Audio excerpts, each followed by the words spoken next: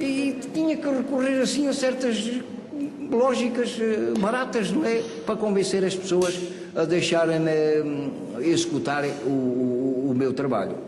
E, de modo geral, foi assim a minha vida passada nestas turbulências, umas mais calmas, outras menos calmas, ao longo dos 57 anos que se vão fazer, que eu estou aqui em Coimbra.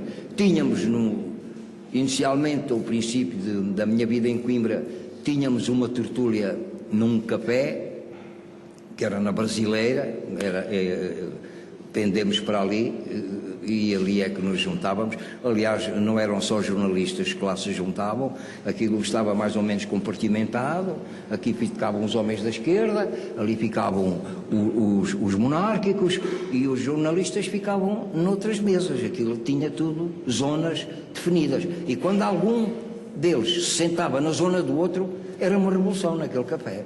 Mas aconteceram coisas muito curiosas naquele café, para além do que se conversava, e muitas notícias depois de visitar os locais onde os acontecimentos se tinham dado, muitas das notícias eram feitas à mesa daquele café.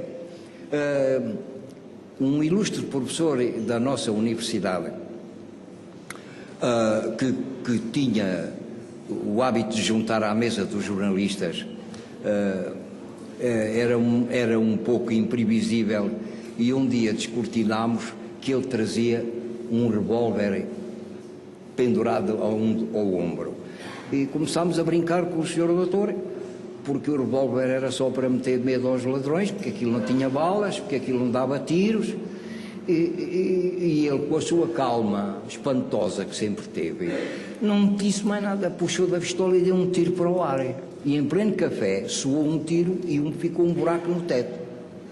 Aquilo constou, e no dia seguinte, e outros que se seguiram, a clientela da Brasileira até aumentou, porque muita gente, enquanto mexia o café, olhava para o teto a ver onde é que estava o buraquinho da bala.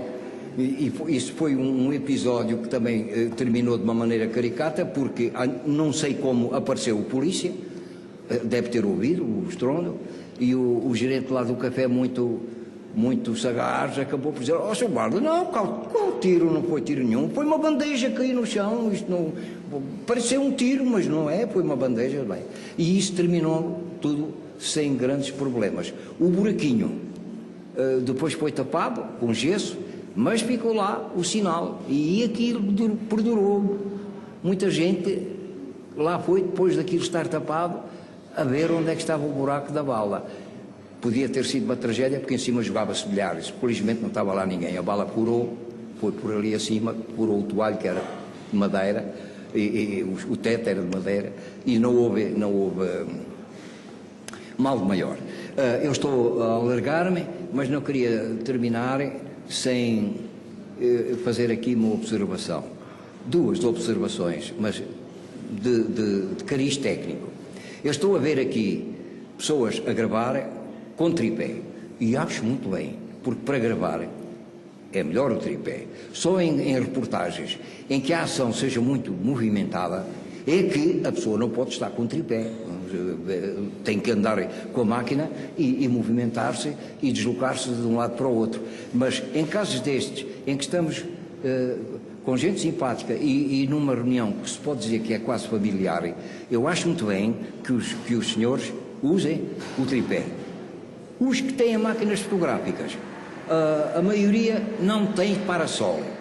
Devia ser obrigatório as fábricas produzirem aparelhos, como eu tenho uma câmara dessas, com o parasol embutido, tipo cabeça de cágado, está a ver? O parasol empurra-se e fica embutido na própria máquina. É preciso utilizá-lo, puxa-se, porque o parasol é um acessório que se pode usar com sol, com chuva, com neve, nevoeiro, em todas as situações. E posso-vos garantir que, se usarem um parasol nas câmaras fotográficas, que a melhoria da imagem é notória. É experimentarem. E a propósito, os senhores que estão com o vídeo vão se lembrar que eu estive aqui e encerro um ciclo da fotografia, porque nós fotografávamos usávamos película, nós é que fazíamos fotografia. Hoje em dia a situação mudou, já não se fotografa, grava-se, é diferente, e para as imagens que saem das vossas máquinas digitais até tem que se inventar um nome, porque o que sai das máquinas digitais não são fotografias. Fotografias era o que eu fazia, que era obter uma imagem através de com luz e agentes químicos. Ora, vocês não usam os agentes químicos. Consequentemente, as imagens que obtêm com essas máquinas digitais não se podem chamar fotografias. Têm que lhe inventarem um nome. Prático como esta, mas têm que inventar um nome.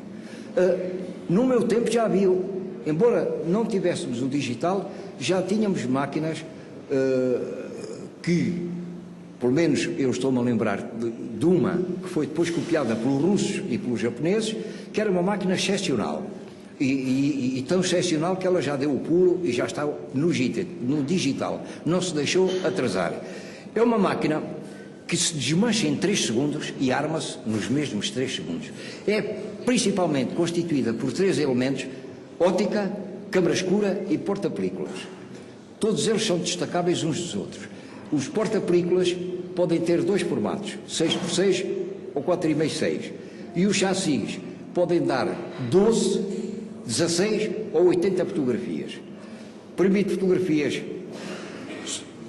na terra, no ar, debaixo d'água e até do interior do corpo humano. O senhor que a fez, que a inventou, que a planeou, levou 7 anos a pensar naquela máquina. E passado menos de 2 anos, os japoneses já a tinham copiado. Esse senhor não tinha graus académicos, mas tem a mais alta condecoração do seu país, que é a Suécia. E o senhor chamou-se, já faleceu, Victor Hasselblad. Era uma máquina tão sofisticada que os astronautas que foram à Lua levaram essa máquina para fotografar. As fotografias que se veem da Lua foram feitas por uma câmara dessas.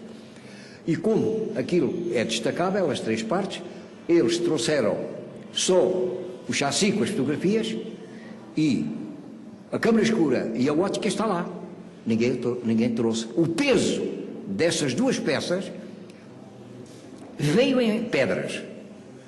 E este dedo, esta pele não, porque já está renovada, já não é mesmo. Este dedo já tocou numa dessas pedras. Eu já toquei numa pedra lunar. Vi no Museu do Ar, nos Estados Unidos da América, uma data de parolos, porque os americanos são também muito parolos, sabe? Vi uma data de parolos e disse para a minha mulher: o que é que será isto? Vamos lá ver o que é.